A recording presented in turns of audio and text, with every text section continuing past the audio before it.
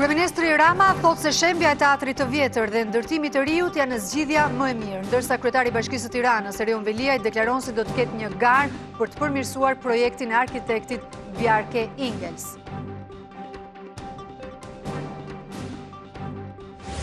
Presidenti i Republikës, Ilir Meta, reagon sërish për shembjen e teatrit, duke e quajtur një akt të programuar shkombëtarizues. Por Partia Socialiste Europiane kërkon që kjo çështje të mos përdoret politikisht, pasi nuk i shërben vendit. Ambasadorja amerikane deklaron pas një takimi me kryeministrin Rama se dakordësia për reformën zgjedhore është thelbësore, ndërsa kryedemokrati Basha takon ambasadorët e Bashkimit Evropian dhe thotë se nëse reforma dështon, përgjegjësia është e mazhorancës. Vetëm një rast me koronavirus në 24 orët e fundit i zbuluar nga testet e kryera në Tiranë, por 6 bashki vijojnë të jenë në zonën e kuqe. Shkencëtarët kinezë njoftojnë ndërkohë se kanë testuar me sukses një ilaç që vret virusin. Goditet një rrjet i gjerë i trafikantëve të qenieve njerëzore në Shtetet e Bashkuara të Amerikës dhe Kanada. Operacioni që çoi në prang nga falsifikatorët e vizave u krye nga policia në bashkëpunim me ambasadën amerikane në Tiranë.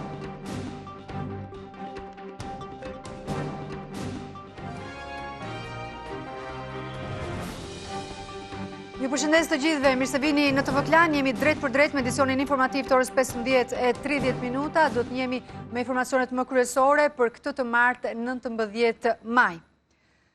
Kryeministri Edi Rama thotë se një teatr i ri ishte zgjidhja më e mirë pasi ekspert vendas dhe të huaj arritën në përfundimin se godina ekzistuese nuk mund të rikonstruktohej. Ndërkohë, kryetari i Bashkisë së Tiranës Erion Veliaj deklaroi në studion e emisionit Opinion se do të ketë garë për të përmirësuar projektin e danezit Ingels. Kryeministri Edi Rama dhe kryebashkiaku Veliaj shpjeguan në emisionin Opinion se teatri kombëtar nuk kishte asnjë mundësi të rikonstruktohej dhe se zgjidhja e vetme sipas tyre ishte shëmbja. Duke folur teksa po inspektonte punimet në sallën e teatrit të operës, që janë në përfundim tashmë, Rama arreshtoi disa përpjekje të bëra me inxhinier dhe arkitekt ndërkombëtar për të ruajtur godinën e teatrit kombëtar. I kërkova ndihmë Ministrisë Kulturës franceze me synimin për ta restauruar një për inxhinierëve më të famshëm francez, nuk ka asnjë shans ripërtritje. Kemi diskutuar edhe me Bjarke Ingels. Me gjithë dëshirën e mirë, përgjigjja atyre ishte e pamundur. Kryeministri flet me siguri se shëmbja e teatrit dhe ngritja e një të riu mbi rronojat e tij është zgjidhja më e mirë. Nuk jemi të prirur nga qëllimi për të prishur, por nga qëllimi për të ndërtuar. Po kalojmë nga kjo, po kalojmë në një kryevepër. Se mos shëmbim xhamin, sahatin, që mund të jenë po ashtu, se unë kam parë, dhe i bëjmë prej xhami, kryevepër arkitekturës moderne. E ftuar në studion e Blendi Fevziut, kryebashkiaku Veliaj zbulon se projekti do të jetë ai i arkitektit Bjork Ingels, të bërë për llogari të kompanisë Fusha, por Veliaj thotë se do të ketë një garë ndërkombëtare për ta përmirësuar atë. Veliaj, projektin e ri, kush e ka bërë?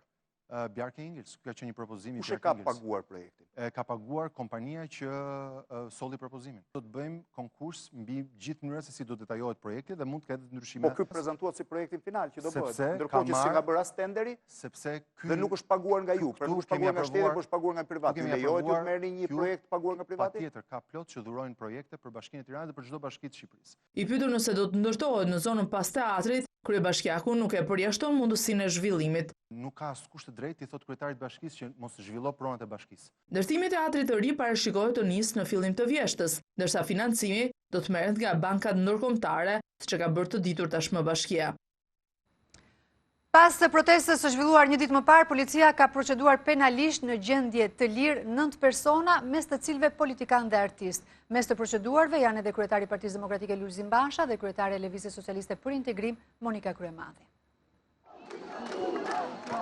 Një ditë pas protestës së zhvilluar nga Aleanca për mbrojtjen e teatrit, policia ka proceduar penalisht 9 persona, mes të cilëve artistë dhe drejtues të partive të opozitës. Sipas policisë, në gjendje të lirë për veprën penale, organizim dhe pjesëmarrje në tubime të palishme, po hetohen kreu i Partisë Demokratike Lulzim Basha, kryetaria e LSI-s Monika Kryemadhi, këshilltari ligjor në Partinë Demokratike Çlirim Gjata dhe kryerepublikani Fatmir Mediu. Për të njëjtën vepër penale, po hetohen në gjendje të lirë edhe artistët që morën pjesë në tubim. Ata janë Robert Budina, Neritan Liçaj, Arkimed Lushaj, Artan Manushaqe, dhe Adriana Kalaja. Policia thot se këta persona kanë protestuar në mënyrë të paligjshme duke prishur rendin dhe qetësinë publike. Aq më tepër në situatë jashtëzakonshme në kohë pandemie, ku ndalohen me ligj grumbullimet apo tubimet. Të hënën uniformat blu arrestuan Arben Qyranin, i cili hodhi kapsolla në protestën e organizuar nga Aleanca për mbrojtjen e teatrit, duke shkaktuar lëndim të lehtë të disa qytetarëve. Kryetari i Bashkisë së Tiranës, Erion Velia, i tha se tashmë i duhet dhënë lamtumira teatrit të vjetër, ndërsa projektin e ri e ka konsideruar domosdoshmëri. Sa u përket protestuesve të mbledhur një ditë më parë, ai tha se u mblodhën për të rrahur njëri tjetrin. Duke dorëzuar çelësat e një shtëpie të rindërtuar nga tërmeti në kombinat, kryebashkiaku i Tiranës Erion Veliaj hoqi paralele me ndjesitë e shembjes dhe projektin e rindërtimit të teatrit kombëtar. Kemi qa 2 herë për këtë shtëpi, qanë ditën që u prisht. Hera 2 që qam ishim sot, që ishin lot gëzimi, pak se puna teatrit. Pa tjetër që qam, kur bi gjoj e vjetër, një gjoj që kemi kujtime, ama do qajmë prap nga gëzimi kur të ndërtohet një gjoj e re. Një gjoj që është prish, edhe nuk mamo, se është shtëpi, se është teatr, se është kopsh. Është më mirë t'i themi lam të mirë, një gjë që nuk jeton më, i duhet thënë lam të mirë, kujtime t'i rujmë dhe t'i kemi ke shtëpia re. Velia i ripërsëriti idenë e tij se prishja e godinës së teatrit ishte domosdoshmëri. Një teatr që ishte këtu në Frankenstein, që ishte si ishte fare ide origjinale, që shto ujë, shto miell, dhe ishte këtu në një mumje që e mbanin dhe që selshonim që të kallej, duhet i thoshim lam të mirë. Një koment të pati edhe për protestën e Aleancës për mbrojtjen e teatrit. Shifsha dje në protest aty të rraf me njëri tjetrin. Erdhën me bërtit për Edi Ramën për mua, vajtë rrafën njëri tjetrin. Sa i takon rindërtimit të banesave të dëmtuara nga tërmeti, kryebashkiaku bëri me dije se janë miratuar dosjet për 800 shtëpi. Presidenti i Republikës, zoti Ilir Meta, e ka konsideruar sot shembjen e teatrit kombëtar një akt të programuar shkombëtarizimi. Duke ripostuar një shkrim të një prej themeluesve të Partisë Socialiste, Sherif Bundo, i cili e cilëson si një akt cubash prishjen e godinës, Ilir Meta shkruan se ndan të njëjtin shqetësim. Shkatërimi i teatrit kombëtar, shkruan presidenti, nuk ishte thjesht dhe vetëm një akt cubash, antikushtetues dhe i palishëm, por një akt i programuar shkombëtarizues. Debati për shembjen e teatrit kombëtar ka përfshirë edhe 2 kampet e mëdha politike në Europë. Socialistët kërkojnë që kjo çështje të mos përdoret politikisht, ndërkohë që kreu i Partive Popullore ka dënuar shembjen. Jo vetëm politika në Tiranë, por edhe ajo në Bruksel është përfshirë në debatin pro dhe kundër shembjes së teatrit kombëtar. Partia e Socialistëve Europian me anë të një deklarate kërkoi që kjo çështje të mos përdoret politikisht. Vendimi mbi fatin e kësaj ndërtese problematike ka qëndruar në duart e qeverive shqiptare të gjitha ngjyrave politike për 22 vjet. Qeveria aktuale socialiste e Edi Ramës ka marrë përgjegjësinë dhe ka vepruar, thuhet në deklaratë. Partia e Socialistëve Europian thotë se është informuar se ndërtesa konsiderohet e rrezikshme nga ekspertët e sigurisë dhe se planet për ndërtimin e një teatri të ri modern kanë nisur pas një serie konsultimesh publike dhe transparente. Por presidenti Sergej Stanishev është ndalur veçanërisht tek përdorimi politik i ngjarjes. Përdorimi i situatës rreth ndërtesës së teatrit kombëtar, një pronë e bashkisë në Tiranë për të përhapur ndarjen dhe polemika mes qytetarëve shqiptar, është thellësisht shqetësues. Kohët e fundit Shqipëria ka bërë përparim të rëndësishëm në rrugën e saj drejt integrimit europian, të cilin ne mbështesim plotësisht. Përpjekjet e disa forcave politike për të shfrytzuar këtë rast dhe për të inkurajuar për shkallëzimin e tensioneve nuk do të bëjnë mirë as për artistët në Shqipëri as për qytetarët. Në lidhje me të drejtat e qytetarëve për të demonstruar, socialistët europian bëjnë thirrje për një fund demokratik dhe paqësor të krizës së teatrit kombëtar dhe kundërshtojnë të gjitha nxitjet për të pushtuar prona publike dhe sabotim të punëve publike. Por ndryshe e këtë çështje e djathta, presidenti i Partive Popullore Donald Tusk e dënoi shembjen e teatrit. E dënoi shembjen e teatrit kombëtar në Tiranë të shtunën pasi shkon kundër vlerave europiane si ruajtja e trashëgimisë kulturore, shteti ligjor dhe dialogu transparent. Intimidimi dhe përdorimi i dhunës kundër protestuesve, shoqërisë civile, artistëve dhe vetë politikanëve të opozitës janë të papranueshme. E djathta europiane thotë se shteti ligjor, media e lirë dhe e pavarur dhe lufta kundër korrupsionit duhet të udhëheqin perspektivën europiane të Shqipërisë. Bllokimi i procesit të reformës zgjedhore dhe nisja e protestave të opozitës pas shembjes së teatrit ka rikthyer ambasadoren e Shteteve të Bashkuara në selinë e kryeministrisë për të dytën herë brenda një jave. Për afro 120 minuta, siç njofton zyra e shtypit e ambasadës, ambasadorja Yuri Kim dhe kryeministri Rama kanë diskutuar mbi këto zhvillime. Qëndrimi i shprehur i ambasadores është se në këtë moment ka rëndësi gjithë përfshirja dhe diskutimet e mirëmenduara në qeverisje. Në njoftim thues, ambasadorja dhe kryeministri kanë qenë në një mendje se është thelbësore të vijohet në rrugën e gjetjes së dakordësisë për reformën zgjedhore dhe masave të tjera që janë premtuar qytetarëve. Selia diplomatike njofton se pas Ramës, shumë shpejt, ambasadorja do të takohet edhe me Lulzim Bashën. Basha dhe aleatët e opozitës janë takuar sot me ambasadorët e Bashkimit Evropian dhe me njerë pas takimit, kreu i Partisë Demokratike ka garantuar përkushtimin e opozitës për përmbushjen e kërkesave, ndërsa nga ana tjetër ka akuzuar mazhorancën se po bllokon reformën zgjedhore. Një ditë pasi opozita mbështeti protestën e artistëve dhe bojkotoi mbledhjen e Këshillit Politik të Reformës Elektorale, në zyrën e Lulzim Bashës u ngjiten ambasadorët e vendeve të Bashkimit Evropian. Trupi diplomatik, kryedemokrati tha se i kishte kërkuar hartimin e një plani masash me BE-n, në mbështetje të familjeve shqiptare për krizën që sipas tij qeveria i ka shkaktuar vendit, ndërsa kryeministrin e bëri përgjegjës për moshapjen e negociatave. Kam kërkuar nga ambasadorët e vendeve anëtare të Bashkimit Evropian ndihmën e vendeve anëtare që Shqipëria të mund të plotësojë kushtet për integrimin, të hap negociatat pranë qeverive të tyre, të bëjnë apel që të shikojnë mundësinë e rritjes së mbështetjes ekonomike për vendin. Basha garantoi përkushtimin e opozitës në përmbushjen e 15 kushteve të vëna nga Brukseli, mes të cilave edhe reforma zgjedhore. Ne nga ana jonë do të bëjmë gjithçka që t'i japim shqiptarëve një orë më parë, njësoj ashtu siç edhe kemi premtuar, kushtet më të mira për zgjedhje dhe rastin më të parë për t'u drejtuar kutive të votimit. Por do të rikthehet opozita në tryezën e dialogut të Këshillit Politik për të vijuar me reformën elektorale dhe për mbylljen e saj brenda angazhimit të dhënë, që është fundi i muajit maj. Kjo nuk varet nga ne. Opozita nuk mund të jetë fasad. Ne kemi investuar kredon tonë morale dhe politike, përgjegjësia për mbarvajtjen e reformës zgjedhore dhe për çuarjen e saj deri në fund, sipas afateve që u shpallën para një jave, është tërësisht e Partisë Socialiste. Fasad nuk mund të jetë. Përmbushja e 15 rekomandimeve për hapjen e negociatave ishte edhe në fokus të një videokonference që kreu i opozitës Lulzim Basha zhvilloi me kryeministrin grek Kyriakos Mitsotakis. Situata e krijuar nga pandemia, punësimi sezonal i shqiptarëve në Greqi, si dhe mundësia e ndihmës për sektorin e turizmit, qenë pjesë të bisedës mes tyre ku kryeministri grek u shpreh i gatshëm të vërë në dispozicion strategjinë që po ndjek fqinji ynë-jugor në këtë kohë pandemie.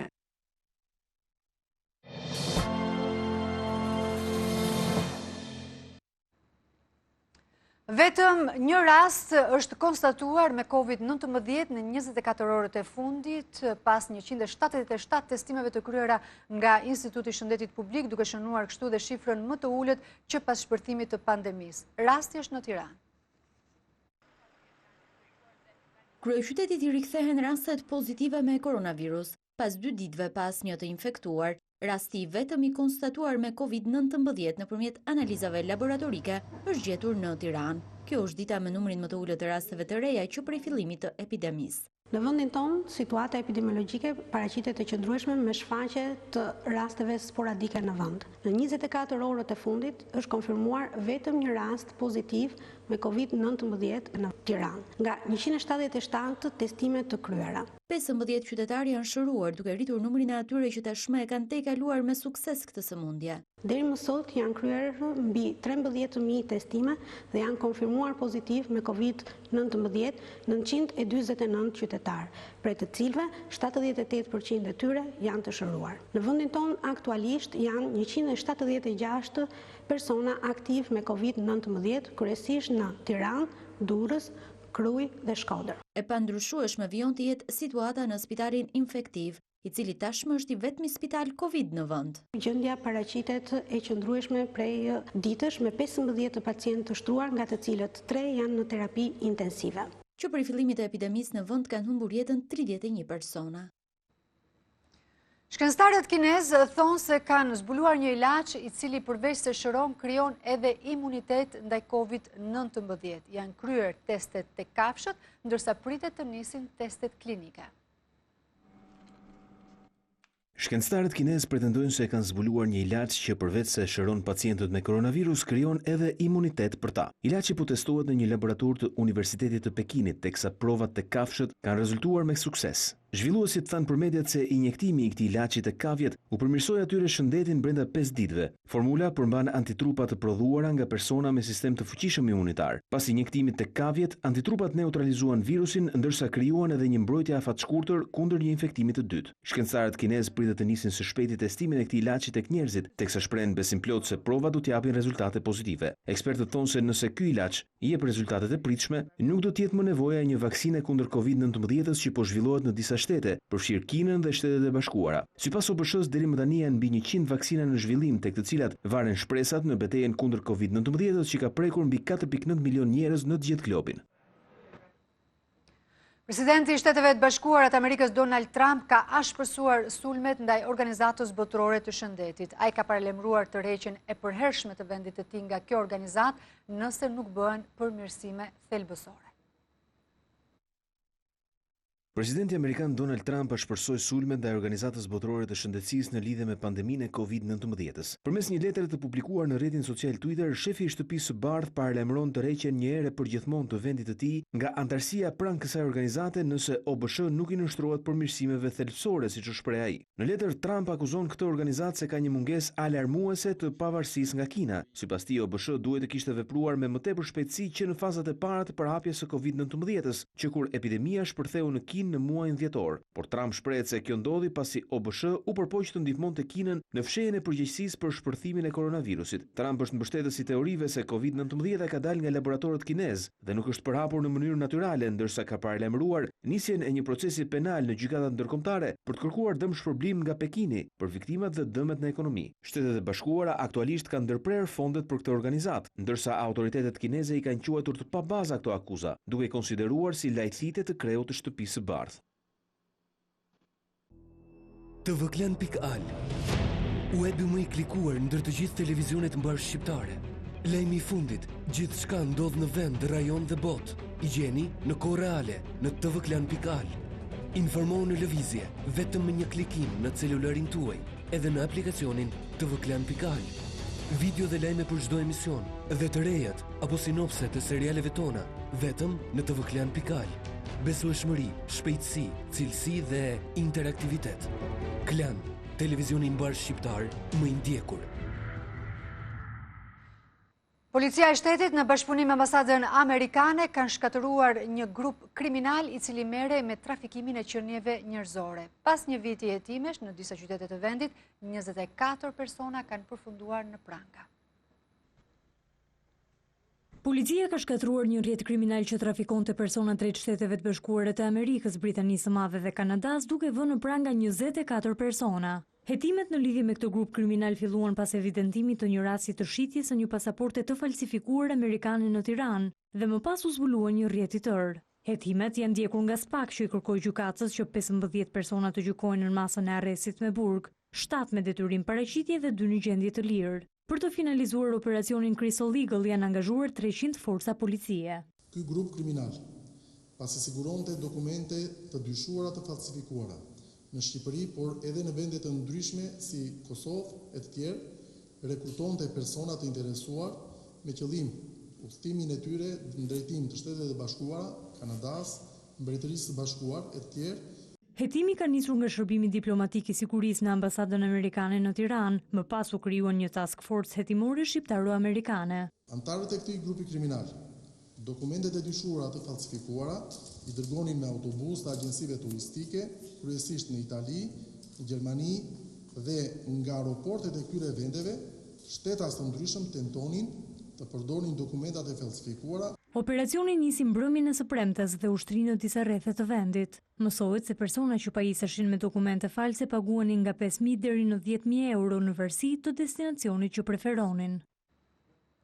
Gjykata e apelit kundër krimit dhe të organizuar dhe korrupsionit ka vendosur të lërë në qeli Jaeld Çelën, ish drejtues i lartë i policisë. Ai ka kërkuar një masë më të lehtë për shkak të vedorzimit, kërkesë e cila nuk është marrë në konsiderat nga gjykata. Gjykata e apelit kundër krimit dhe korrupsionit ka lënë në fuqi masën e sigurisë arrest me burg për ish drejtorin e policisë së Vlorës Jaeld Çela. Pak ditë më parë ajo u dorëzua në policinë e Tiranës pasi prej 3 vitesh ishte në arrati I akuzuar dhe i dënuar për shpërdorim detyrës së bashku me ish ministrin e Brendshëm Sajmir Tahiri. Avokati i tij mbrojtës kërkoi një masë më të lehtë sigurie, por nuk u pranua nga gjykata. Kemi një vendim gjykate të formës prerë ku ka pushuar të gjitha akuzat e ngritura fillimisht nga prokuroria. Në të kuadër pretenduam që nuk është nevoja dhe nevojat e sigurimit nuk janë të tilla që ai të vazhdojë arrest me burg. Jael Çela u shpall në kërkim 3 vite më parë pasi akuzoi nga prokuroria e krimeve të rënda se ndihmoi bandën e Habilajve për të kultivuar dhe trafikuar drogë drejt Italisë. Në deklaratën e tij pas dorëzimit, Çela theksoi se është i pafajshëm, ndërsa nuk njeh asnjë prej anëtarëve të grupit të Habilajve dhe në dosjen e prokurorisë nuk ka asnjë përgjigje ose dokument ku të përmendet emri i tij. Edhe pse prokuroria ngriti akuzat për shpërdorim detyre, trafik droge, aktivitet dhe përfshirje në grup të strukturuar kriminal, gjykata e shkallës së parë e krimeve të rënda e dënoi me 3 vite e 4 muaj burg vetëm për shpërdorim detyre. Seanca e radhës në apel u caktua 28 maj. Këshilli i lartë i prokurorisë ka zgjedhur edhe 3 anëtar të rinj të SPAK-ut. Prokurorët e vlerësuar me më shumë pikë ishin Sotir Klapi, Vladimir Mara dhe Dritan Premçi. Në garë ishte edhe prokuroria Dorina Bejko, por u rendit e fundit dhe u skualifikua. Ata do të betohen para presidentit të Republikës përpara se të marrin detyrën.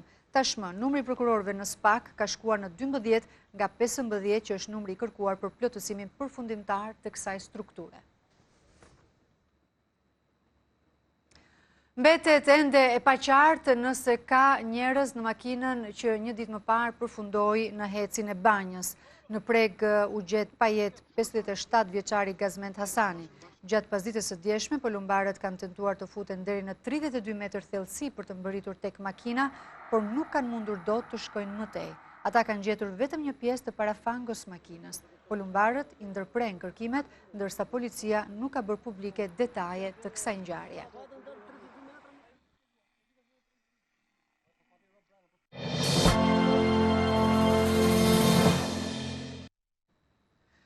Banka Qendrore është duke studiuar bashkë me bankat e nivelit të dytë një strategji për të shtyrë afatin e kredive për sa i përket sektorit të turizmit, fasonëve dhe manufakturës.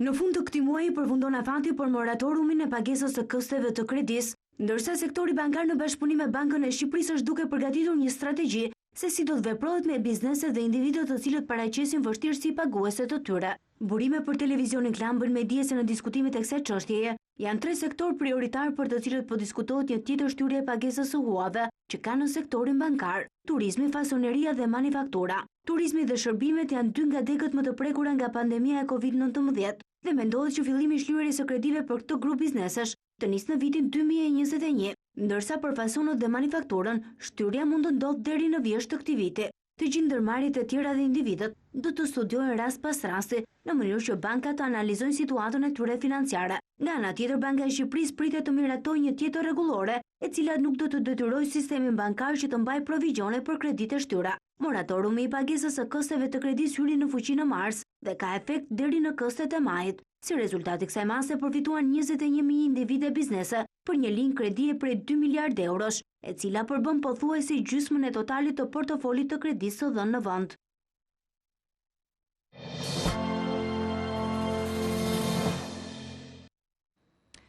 Autoritetet kosovare do të marrin në pyetje kreun e AKR-s Bexhet Pacollin pasi u kthye nga Zvicra në kohë karantine. Ai tha se i drua një sulmi terrorist, ndaj është detyruar të ulej me avion në Kosovë. Policia e Kosovës do të intervistoj kreun e AKR-s Bexhet Pacolli lidhur me deklaratën e tij për frikë nga ndonjë sulm nga institucionet e Kosovës dhe devijimin e rrugës me aeroplanin e tij privat. Në momentin që do të krijojnë kursin e të intervistojmë Bexhet Pacollin në mënyrë që të dimë se çfarë shqetësimi dhe çfarë kërcënimi ka dhe nga poshtë. Pacolli ishte nisur për të kthyer nga Zvicra për në Kosovë, pasi tentohej të mbahej seancë për zgjedhjen e qeverisë së re. Ai fillimisht kishte pasur telashe me leje për të ateruar në Kosovë, por pastaj e kishte marrë atë. Megjithatë, ai e kishte devijuar rrugën me aeroplanin e tij privat për të ateruar në aeroportin e Rinasit në Tiranë. Herën e parë jam frigu prej institucioneve të shtetit tim se munden me kry ndonjë akt terroristik në aeroplanin tim dhe mu dhe kom deviju dhe kom aterruen në Shqipëri. ndërsa presidenti Hamzaj ditë më parë kishte kërkuar përgjegjësi për, siç ka thënë, rrezikimin e jetës së pacollit nga kryeministri në detyrë Albin Kurti, ministri i Brendshëm Xhelal Speqla dhe ministri i Shëndetësisë Arben Vitia. Blerta Dalloshi Berisha, TV Klan Prishtinë. Do të mbetemi me zhvillimet në Kosovë, por do të flasim për pandemin, drejt për drejt nga Prishtina, është Blerta Dalloshi Berisha. Blerta, të përshëndes, sa janë shifrat e fundit, a ka një rënje të infektimeve? Përshëndetje Anjola, po për fat të mirë kemi sërish rënje të numrit të prekurve me koronavirus këtu në Kosovë. Vetëm brëm kishim 3 raste të reja dhe numri i përgjithshëm i të prekurve ka arritur në 988. Të 3 rastet këto janë raste kontakti në komunën e Prishtinës dhe kanë arritur në 84 numrin e të prekurve në përgjithësi këtu në Prishtinë, derisa janë vetëm 15 raste aktive.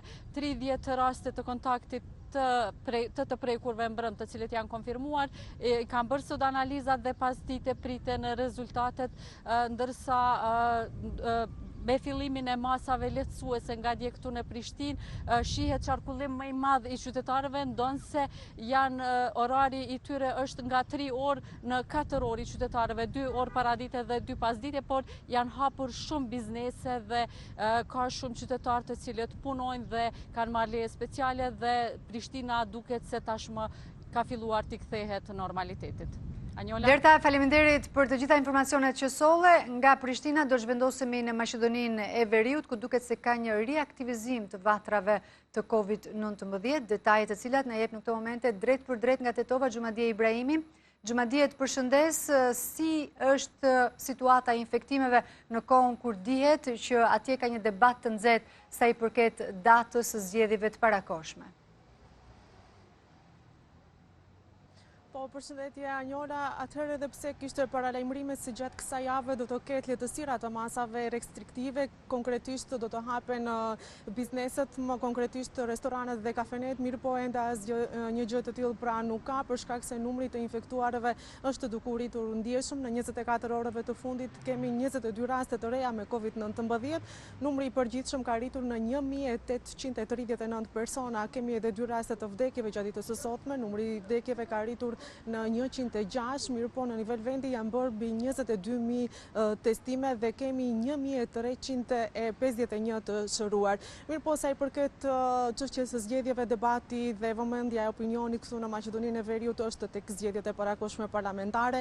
Partitë politike insistojnë në mbajtjen e zgjedhjeve, mirë po disa prej tyre, LSDM-ja edhe gjatë ditës së sotme njoftoi se zgjedhjet do të ketë në qershor. Lideri i kësaj partie Zoran Zaev njoftoi se insiston pavarësisht reagimeve të VMRO DPMN-s që zgjedhjet të mbahen më 21 qershor, mirë po këmbgulse në këtë drejtim ngelet të VMRO DPMN-ja, të cilët edhe gjatë ditës së sotme në një njoftim për opinionin theksuan se zgjedhja në qershor nuk do të ketë, por do të ketë në fund të verës. Pra pritet që të shohim se a do arrihet një konsensus për mbajtjen e zgjedhjeve të parakohshme. Mirë po gjithashtu gjatë ditës së sotme u njoftua dhe është duke u diskutuar këtu në qoftë se gjatë weekendit për festën e Fitër Bajramit do të jetë vendi në karantinë 24 orë apo jo. Xhumadie, faleminderit për këtë përmbledhje të zhvillimeve kryesore në Maqedoninë e Veriut. Dhe mbyllim me sport këtë edicion informativ. Faleminderit që qëndruat me ne.